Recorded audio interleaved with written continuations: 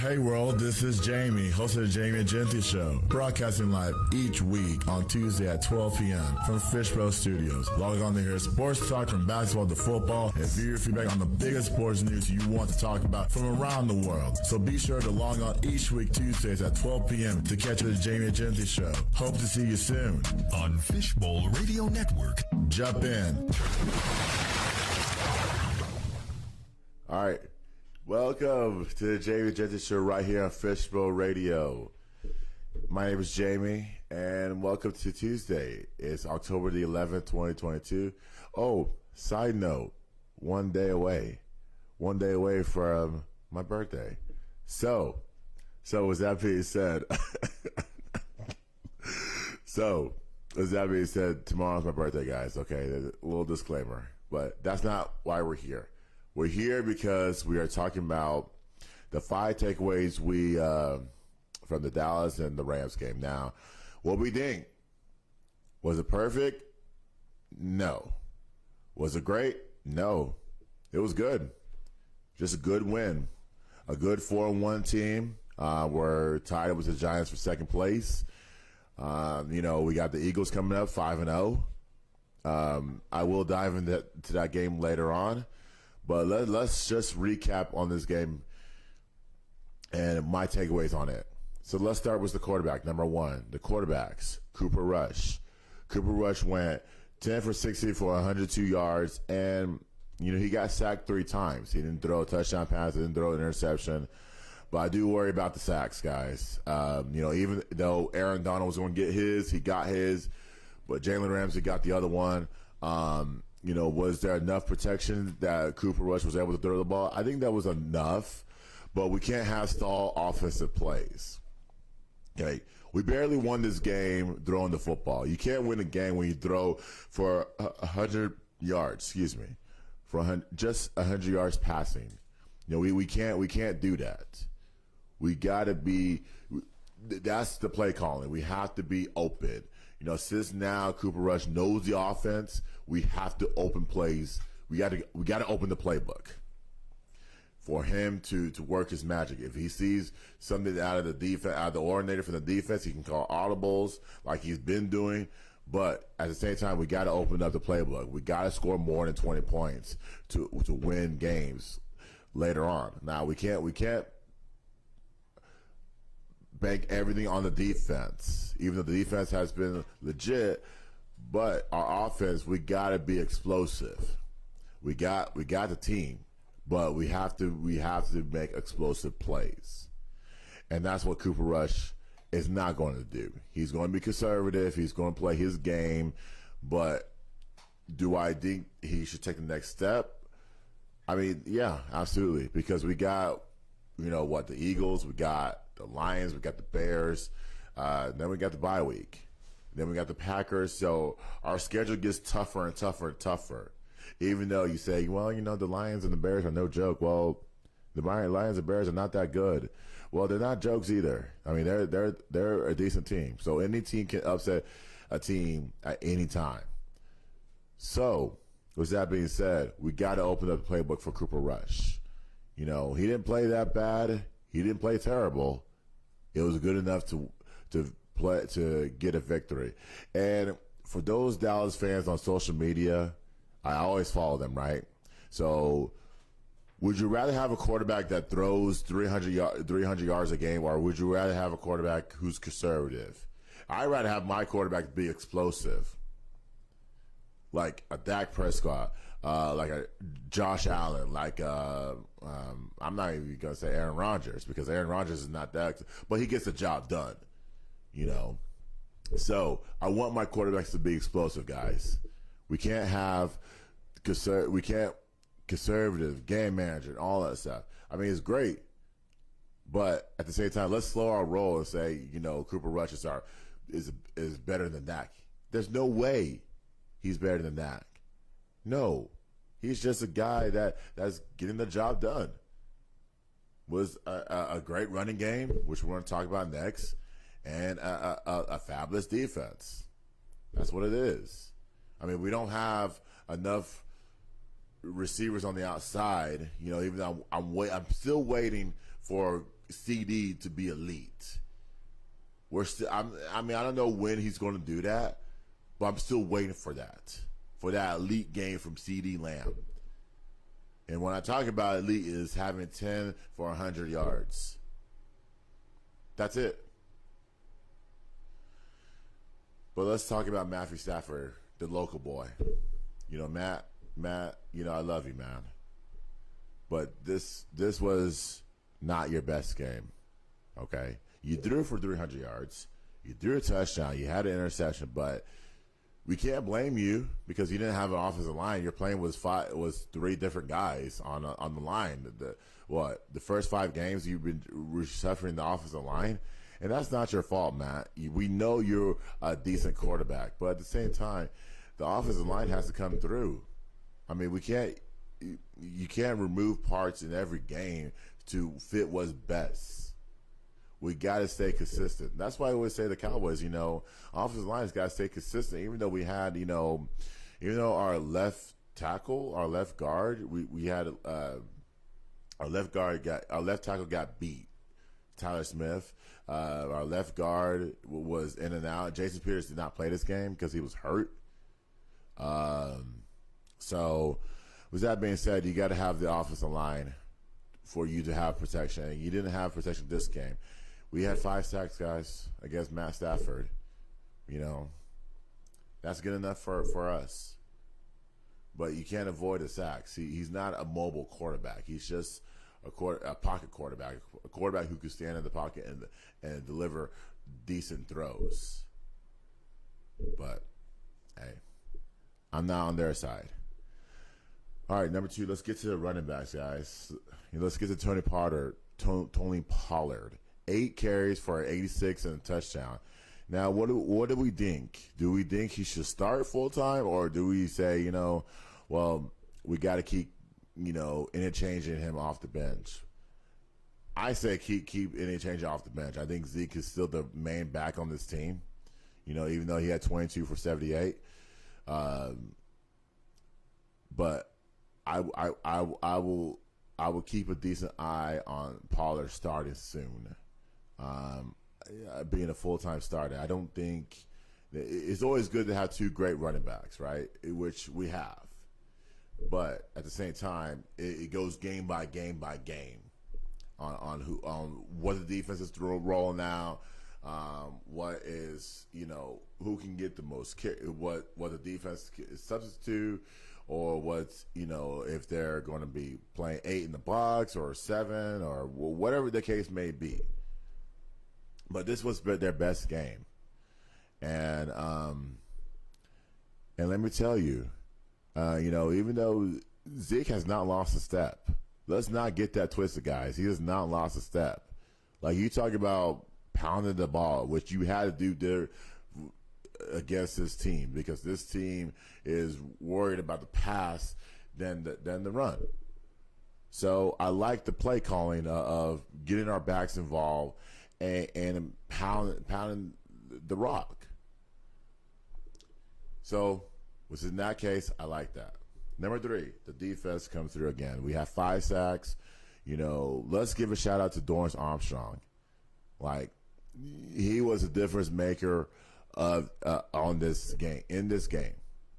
And I mean, hey, you know, he did his job. He blocked the punt.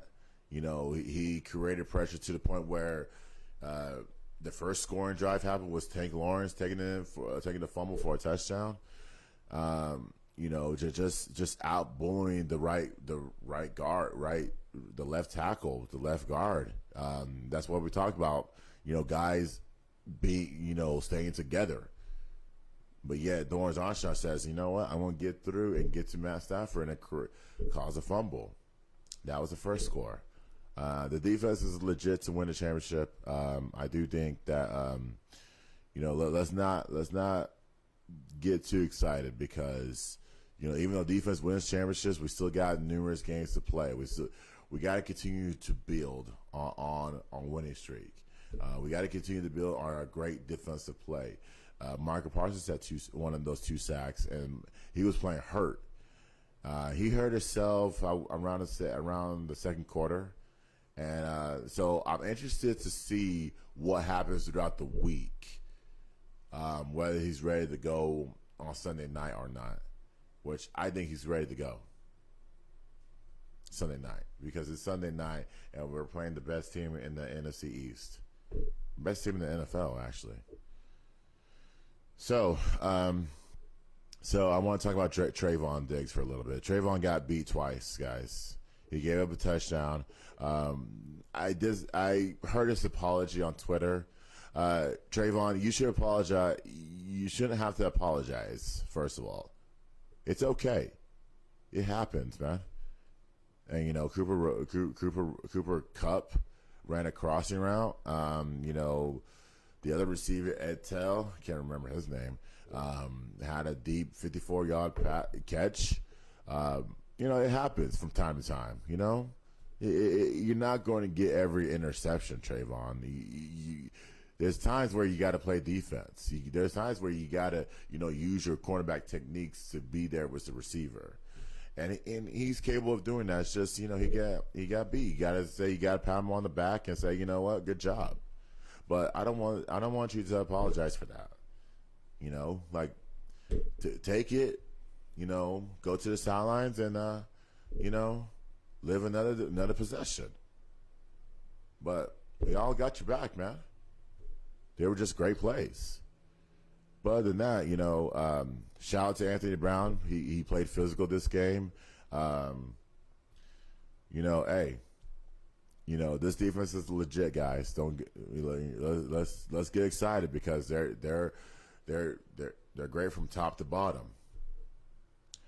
Number 4, home field advantage. I think every game will be home field advantage because when I watched the game, I heard 97% Cowboys fans. Honestly, even on the radio, you know, it felt like a Cowboys home game than a Rams home game, even though we were playing in L.A. So maybe there's more fans in California and Cowboys fans in California than the Rams. That's interesting because your team won the Super Bowl last year. You would think that it would be the opposite, but you know, there's Cowboys fans everywhere. That's why we're called the America's team.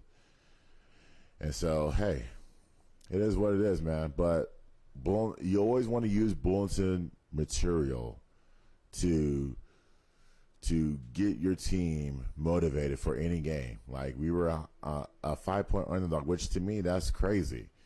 Because, you know, from the start, I chose the Cowboys to win this game because I knew that the Rams were struggling and I knew that we could pound the ball right at them. Not necessarily throw it at them because, you know, I knew before this game, I knew we weren't going to throw the football much. I know running the football was going to be our main target. And so, with that being said, shout out to the fans of California, man. You guys did your thing. All right, so I get to my final take. All right, so not much happened this game. You know, I know we had a lot of stall offensive possessions. We can't do that against the Eagles. You know, reason being is because I feel like if we have stall possessions against the Eagles will take advantage of that. Do I think Jalen Hurts is a great quarterback this season? He's shown. Excuse me. He's shown some signs. You know, I'm a fan. I'm a fan of Jalen Hurts. I think I put him as one of my players that needs to break out. I think he was number 3. Yeah, he was number 3 on one of the players break. He's breaking out right now.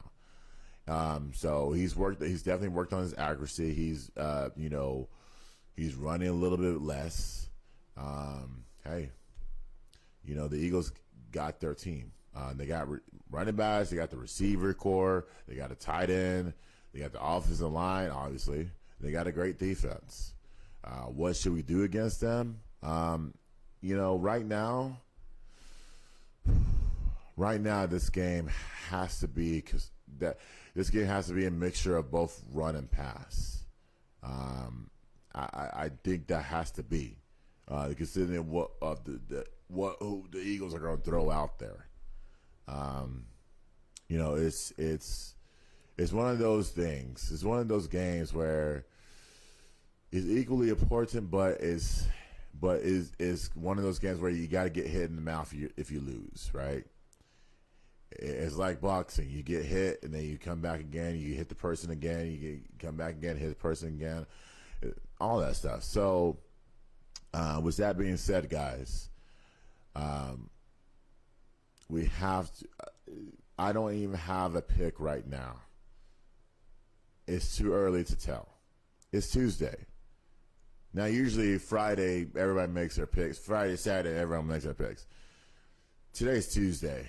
We're trying to recover from this win. It's a great win. Tomorrow we turn around and we focus on the Eagles.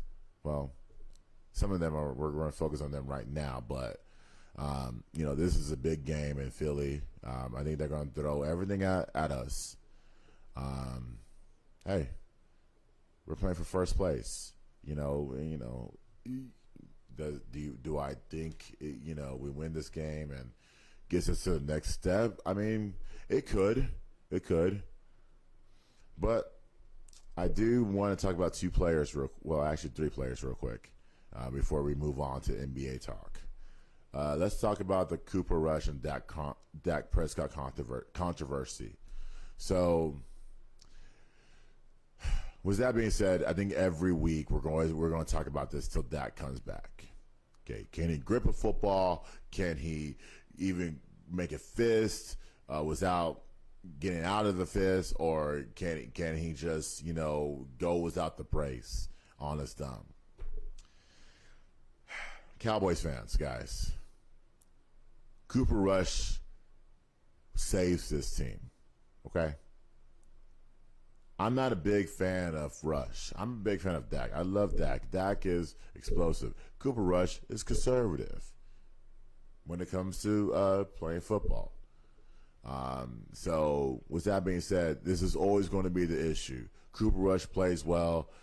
Dak is on the mend. Dak said, well, I'm going to practice this week. Oh, I'm going to grip a football and throw it. Oh, well, he's got to go through 4 or 5 days of throwing the football without any pain. Which, to me, that has to happen because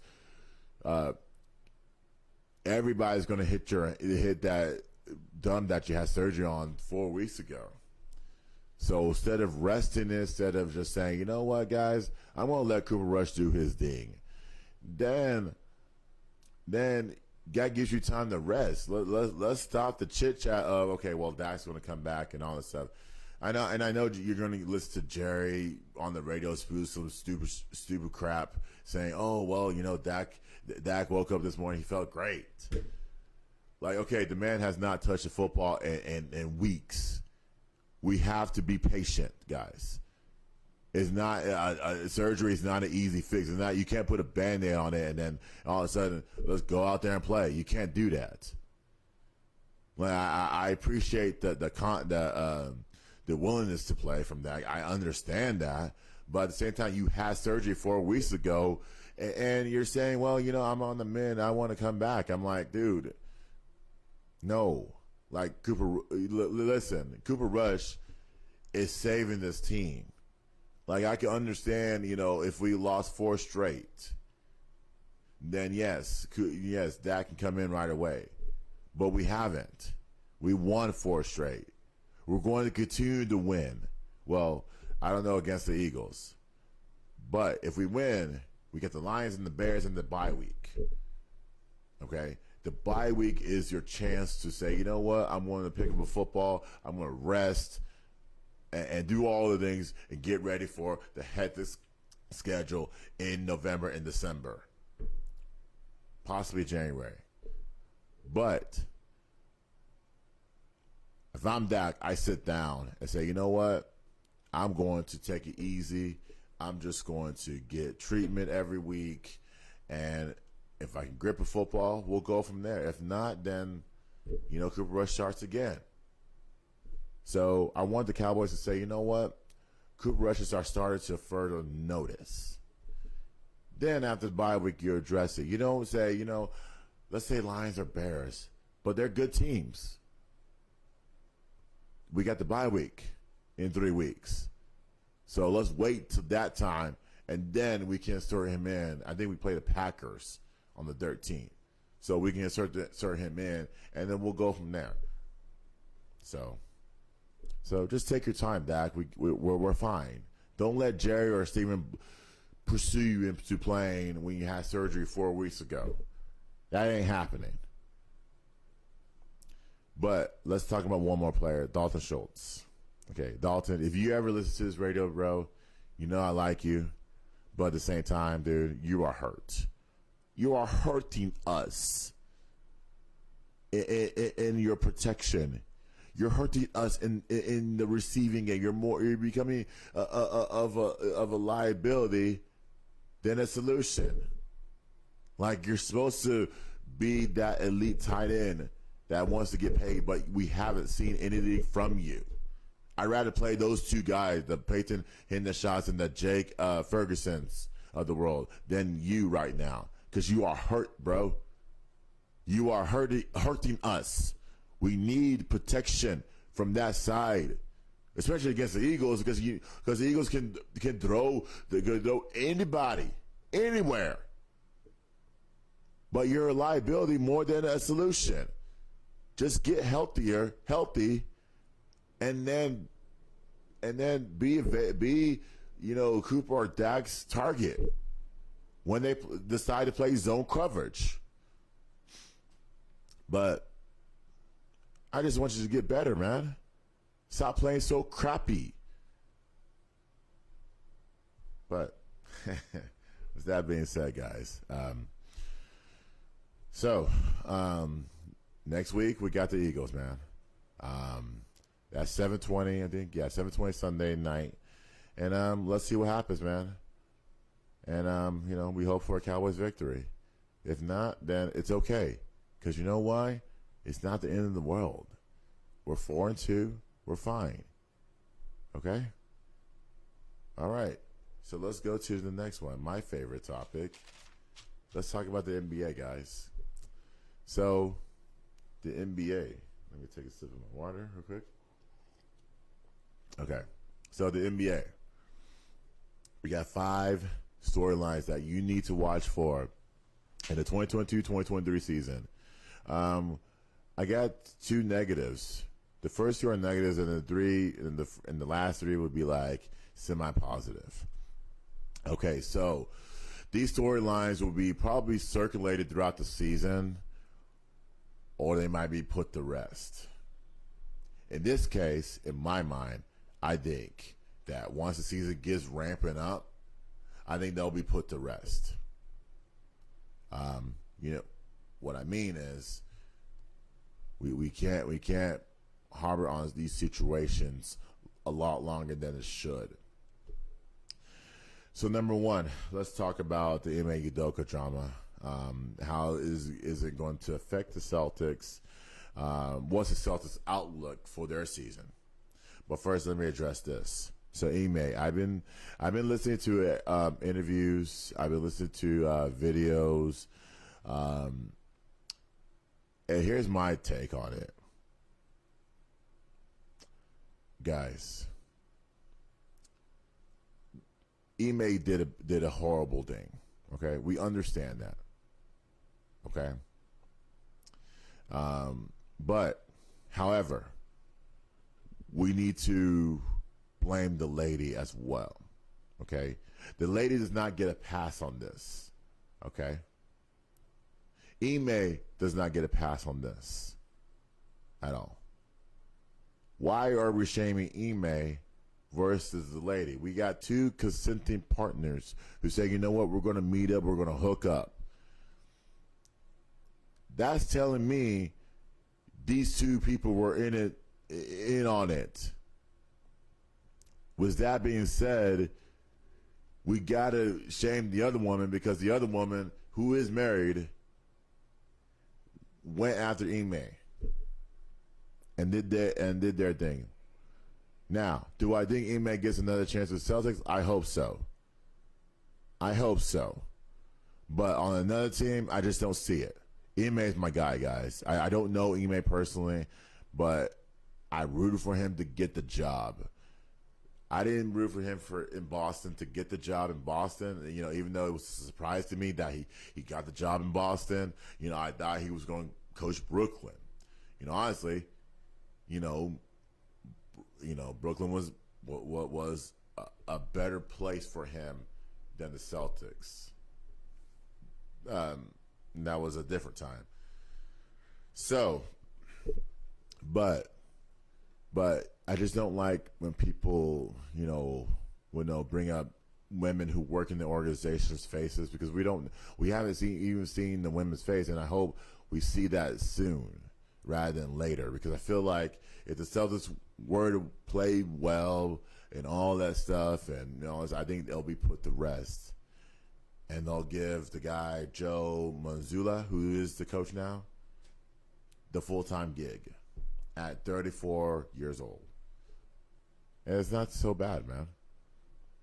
And so, but those are my sense on it. I think that Ime did a bad thing, but the women who people post stuff on social media to think, okay, this is the lady that slept with Ime, or this and that lady, and like we don't know, like we don't even know what she looks like, and so it's like it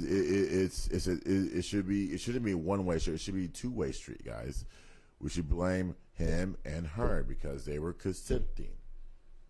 So, but it doesn't affect the Celtics in numerous ways, because the Celtics are going to move on. Marcus Smart, Jason Tatum, Jaylen Brown, they got the best team in the East right now, in my eyes.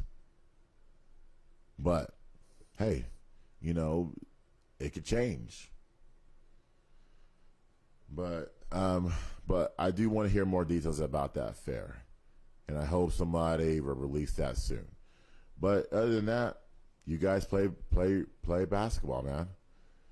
But I do want to talk about Joe Mazzulla. I watched this game at West Virginia. He was a decent point guard in all his coaching career. And he got the Boston Celtics job as an intern right now. Okay, so when I talk about people, we shouldn't bring their past, guys. We shouldn't bring their past up. Malika Andrews, I love you, girl, but we shouldn't bring people's past up. Like, of course, he did his thing and he got arrested and all that stuff. It looks bad, but at the same time, he was in college. He's young. We all did stupid things. We were young, sometimes older. So, with that being said, the man got the job. Let him be. He doesn't want to be reminded of that past that happened in college. I mean, I'm pretty sure people around him knew what happened. Like that right there shouldn't decipher for him from getting the job. Now you're making it more of a race issue than it should be. But like the man got the job. You should congratulate him. Like, I don't know what your deal is was black men, which I don't understand. Like, you didn't talk when Will Hardy got the job in Utah. You didn't talk about his past, and he had, I don't know what type of past he had. Like any other coach in the NBA who is not black, you don't talk about their past. But yeah, you'd rather talk about his because you did something horrible wrong. But that was in college. You got to let that go, girl. I mean, he got the job. He doesn't want to be reminded of that. And people around him don't want to be reminded of that. Like, he did his thing. He did his time. He's paid his fine. Let him move on, man. He's the coach of the Celtics. Like, that it shouldn't decipher you from getting a job. Like, he did his thing.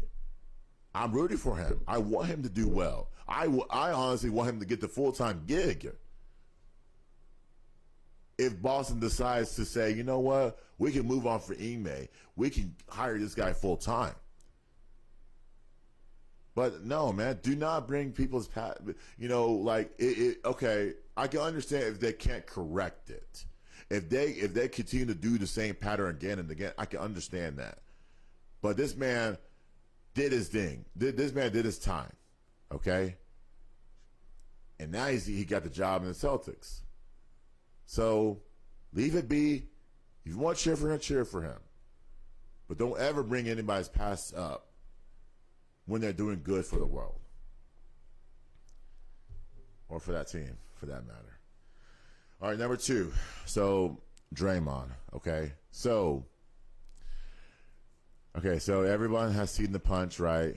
I do want to ask a question, though. Does this make or break the Warriors' season? So everybody has seen the punch. Everybody has seen, Jordan Poole get punched in the face and all this sucker punch and all that stuff. To me, again, it's a two-way street. Like, why is people so quick to cancel a person? Like, okay, we understand they did a horrible thing, okay? When Chris Rock got slapped by Will Smith, people want to cancel Will Smith right away. Now Chris Rock's sales, his comedy sales went up. Will Smith got canceled for for months, and I think he's still canceled today, right now. But they say, we got movie roles that he was in that say, you know what, we're not going to work with you. We're not going to work with you right now because you just did something on live TV, which, but yet Chris Rock made a joke. And Will Smith didn't take it lightly. With this situation, Draymond, Jordan, we don't know what was said in practice. Okay? My fellow basketball, football, baseball, softball, any type of sport, okay, you've gone to fights in practice. I have as well. Okay? I'm pretty sure the producer has as well. He's been in fights while it's work or whatever it may be, okay? We all been in fights, guys. Locker room, outside of it, okay? Now, do you think that Jordan Poole should say something? Absolutely, he should say something. Because he's the one that got punched. He's the one that was doing all the talking. Like, we don't have audio from the practice, but we do have video because somebody stupidly pushed that out. And I'm like, you can't push shit out like that. Like, that's within the team. The team has to address it. The team has to keep it in private. And now as in the open, you got Draymond in the press conference apologizing. And as he should.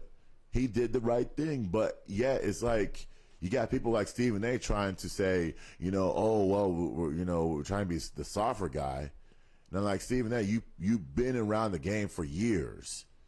You've seen guys in the 90s and 2000s sucker punch a human being. They got suspended, of course, but,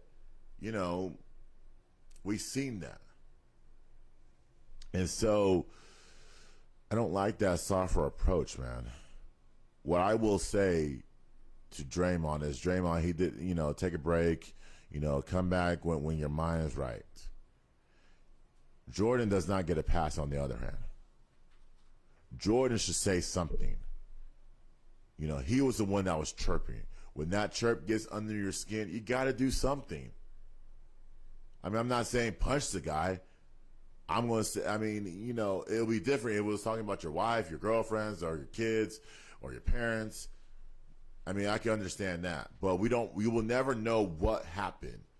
Because both guys will never talk about what happened full time. Maybe we'll get something, maybe, but who knows? We won't know.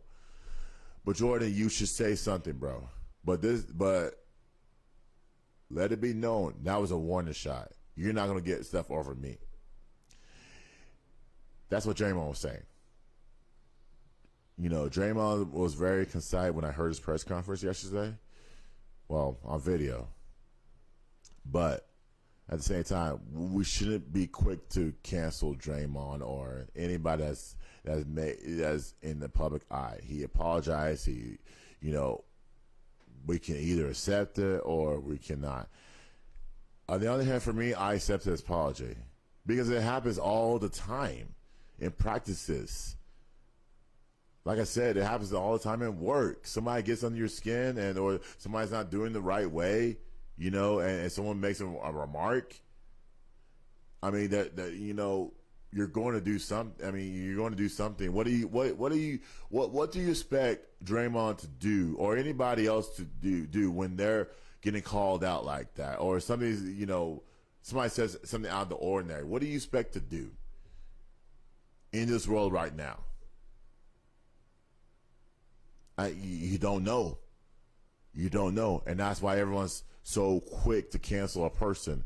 They've done wrong. Like, we shouldn't be like, listen, Draymond is a 4-time champion. Draymond is a future Hall of Famer. They don't win. The Warriors do not win a championship without his presence. The way he defends bigger men, undersized, is incredible. They don't win a championship without his defense, without his intensity. So I'm wondering what will happen now. I'm wondering if he's going to change his behavior on the court, which to me, I don't think he should.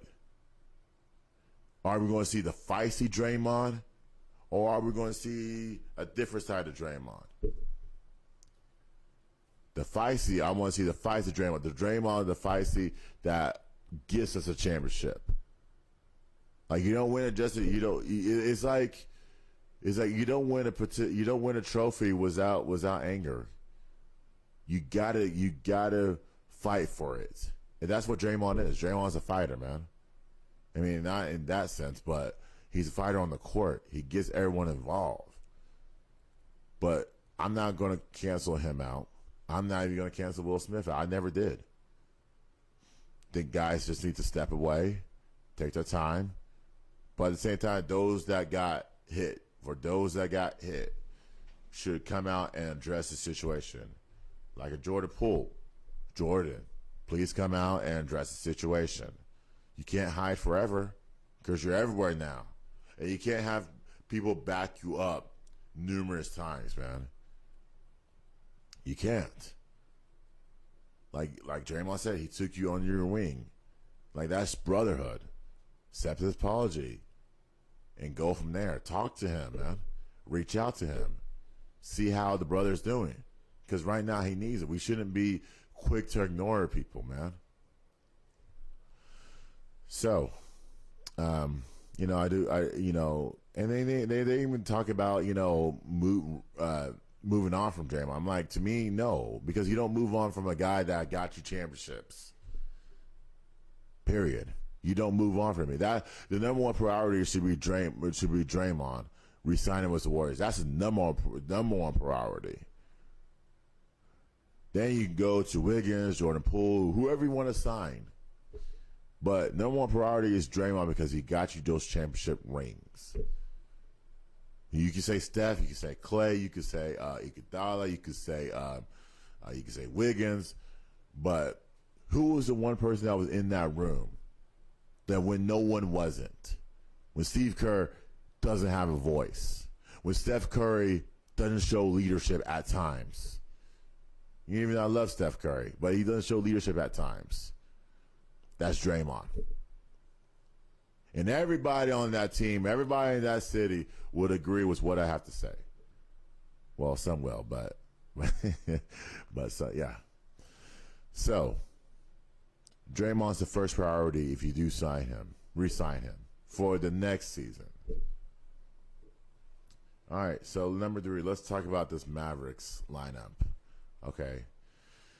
This Mavericks lineup consists of Luka, Tim Hardaway Jr., Reggie Bullock, Dorian Finney-Smith, and JaVale McGee, with Spencer Dinwiddie, Josh Smith, Maxi Kleber, Christian Wood, and Dwight Powell. That's your starting five and the people that are coming off the bench for the Mavericks. The only reason why I talk about the Mavericks is because they're local here, and they're on the rise. Do I think with this lineup right here that I just read, do I think they're going to win 52 games like they did last year? Probably not, because I think there's going to be a drop-off of wins. I do think this is not a good defensive team, and it showed against their play the other night when they played against Orlando. But then again, you didn't have the regulars playing, the full-on 48 minutes. But, I do have a concern about the defensive end on the Mavericks. Even though the Mavericks were legit on the defensive end last year, I do have a problem with that. So, with that being said, JaVale helps your ball team. Dwight Powell helps your ball team because Dwight Powell is always available. He's under, he can get you 10, 11 rebounds a game easily. He can guard the best big man in the league. As far as the defense goes, Luka Doncic does not play defense himself. Like, I wonder what the Mavericks' identity would be. I wonder if Luka's going to take, not necessarily next step. I wonder if Luka is going to, carry this team. And, he has help. He doesn't have a Jalen Brunson to bank on. But I wonder who's going to be that second scorer to Luka every game. I just wonder. Is it going to be Tim Hardaway? Is it going to be somebody off the bench? But it's not a good looking squad for the Mavericks. I do think that, they're gonna win at least 5 to 6 less games from their record last year. So that gives them 46 wins on a scattered Western Conference. That anybody can have a good season and win 40 plus games in the Western Conference. But this team could. But on the defense end, they need to address some things. And the lineup change needs to be made during the season. And I don't know when it's going to happen. Maybe it might happen mid-season, which the mid-season is around January, February-ish, or do they make it right now when they're on a bad stretch? And right now we're in preseason, so we're not even going to worry about making a change right now. So number 4, let's go to the Victor Wembanyama. I can't even pronounce his name. Situation. So the teams that I listed are in the running for him. It's Detroit, Houston, OKC, New York Knicks, and the Sacramento Kings. And I put a star next to the Spurs. Now, the guy's a generational talent. The teams that I named, it's unfortunate that you got to go to teams like that to start your franchise, because those teams are always going to be picking up draft picks after draft picks after draft picks. Heck, in a few years they may trade you, or that player might sign elsewhere to build his resume elsewhere. Maybe a championship, or maybe a better environment where that person can score. You can't do anything in Detroit. You can't do anything in Houston. You can't even do anything in OKC, which they have a lot of picks from a lot of teams. Like, I wish that team would stop getting picks from every team in the NBA. I want to be in that front office and say, you know what? Why do we have picks for the next 7 to 8 years? We know in the next 7 to 8 years we're going to be where we're at, stuck. But at the same time, we got another pick to say, you know what, young player, come play for the OKC Thunder. Let's get this right. No. Why do you all get picks? Stop getting picks. Improve your team from scratch and then go from there. Like, you guys got some decent players. Build on those players and then go from there. Do not ever pick up a draft pick. You're going to trade everybody, and then all of a sudden you got picks coming back. Like, what does that do to that player? Does it make them better? Does it? I mean, you go to OKC, it makes them a little bit better. You go to Houston. Well, let's stay with OKC side. You go to OKC, you say, you know what? We're going to improve through the draft. At that time, the coach may gone. At that time, you may be relocating elsewhere. But then again, I don't know. I'm not in that organization, so I don't know what your thought process is coming into this season. Like, is it to get to the playoffs? Is it get to the play-in? In this case, you got to get to the play-in. Everybody has to have that goal. Every team's got to say, you know what? We're going to go to the playoffs this year. It's no easy task, but we're going to try. So with that being said, the commissioner has said, we will not tank. You guys better not tank. And I'm saying the same thing too. The Spurs, you better not tank. It takes the integrity of the game if you tank. No way you will tank. You know what will happen? You will lose your franchise when you tank. You will lose my respect when you lose games like that. No, you won't. You won't. You won't tank. No. And for Spurs fans, I will never want a guy like that because the guy will be gone in like the first 2 picks. I mean, he's a great player, but he'll be gone. So, no. All right, number 5. Which team will be the biggest headline in the NBA? Are we talking about the Denver Nuggets? Can we talk about the Brooklyn Nets, the Atlanta Hawks, the Washington Wizards, or the LA Clippers? So the Denver Nuggets, they're always going to be a suspect. They're always going to be a difficult team to watch because you don't know who's going to play. You don't know if Michael Porter is going to play. You don't know you don't know how healthy Jamal Murray looks. They got to the postseason last year, but you want to take it a step further now that you got a healthier team. You got a healthier team, and you got some players that can help your team.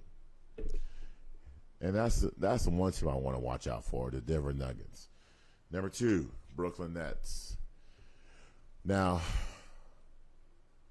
we're upcoming. Now, the season starts next week.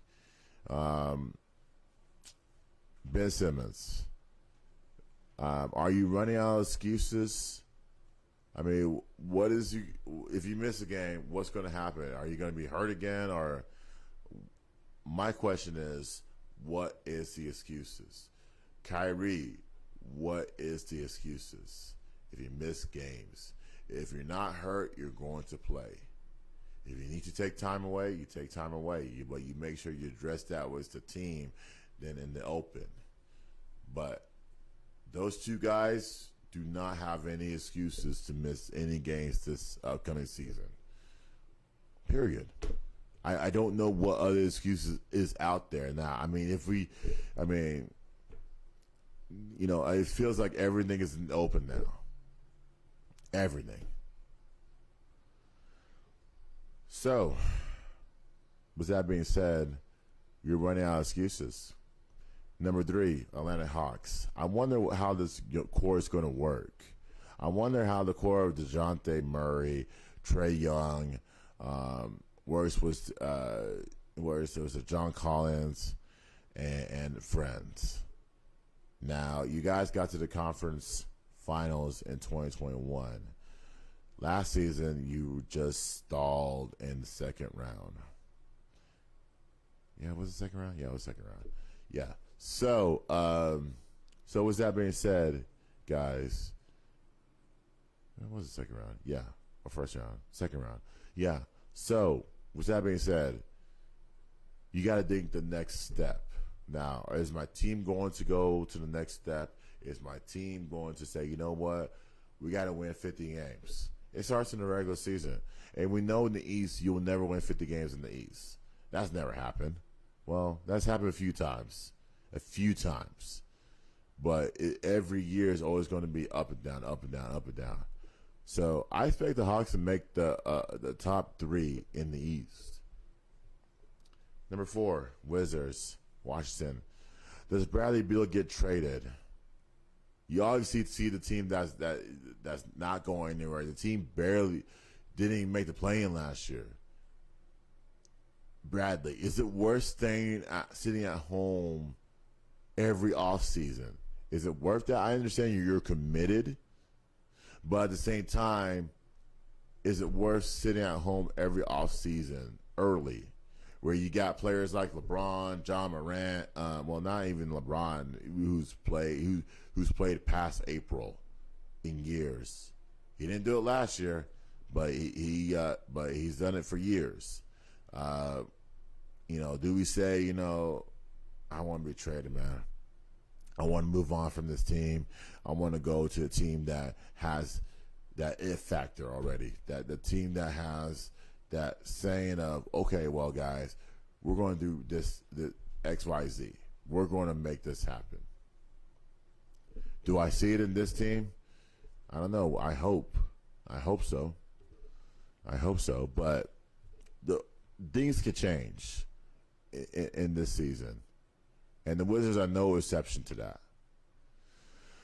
All right, my last pick, number 5, the Clippers. Now, the Clippers got a good team. They got a good core of players around them. But do I think that? But there's one player in particular that I say, I used to like him. Well, I still like him. But is he going to make an effort to play the games? That's Kawhi Leonard. Kawhi, can you please play? Like, seriously. Like, come on, man. You spent the whole entire offseason trying to get healthy, trying to be injury free. When you were sitting on the sidelines, you were doing your thing. But yet it's like you haven't played a game in years. Like, let's start playing. Let's start playing so that you don't lose. So that the Clippers can make noise in the Western Conference. They got talent. It's just Kawhi's got to be committed to that talent, and I haven't seen that commitment since when he left the Spurs. It's almost like you got to do Kawhi's thing. But Kawhi, you got to show that commitment. You got to show that careness. You got to show that you care. Right now, you don't. And I hope it changes. I hope I do. Otherwise, we can say the Clippers can be the top 6 in the West, which right now we don't know. We don't know right now. So we will see what happens. It's a long season, 82 games. Things can change in a heartbeat. And that's what we're going to talk about throughout the whole entire season, right? The NBA, the NFL, and among other things. But you guys, before we leave, I did mention this last week, okay? So obviously we didn't talk about UNT because UNT did not have a game last week. They had a bye. I do want to say this. If any player, whether it was UNT, UTA, TCU, high school, want to come on this show, whether it's live or pre-recorded, to do an interview, then come on. You can hit me up on social media. Jamie, that's Jamie, Egenti, Egenti. Just hit me up. We'll schedule it. You can be famous. You could be. But you got to make, I'm doing my best, and you can do your best as well. So you can come to the show. We can have a conversation. There's chairs right here. You can sit right here by me, or whatever that case may be. But let's have a good time, guys. Now, that's all about, having a good time. All right, so that's the end of the show. Let's do like, comment, subscribe on YouTube, and I will talk to you guys next week. All right, guys, take care, everybody, on Fishbowl Radio. Hey world, this is Jamie, host of the Jamie and Genty Show, broadcasting live each week on Tuesday at 12 p.m. from Fishbowl Studios. Log on to hear sports talk from basketball to football and view your feedback on the biggest sports news you want to talk about from around the world. So be sure to log on each week Tuesdays at 12 p.m. to catch the Jamie and Genty Show. Hope to see you soon on Fishbowl Radio Network. Jump in.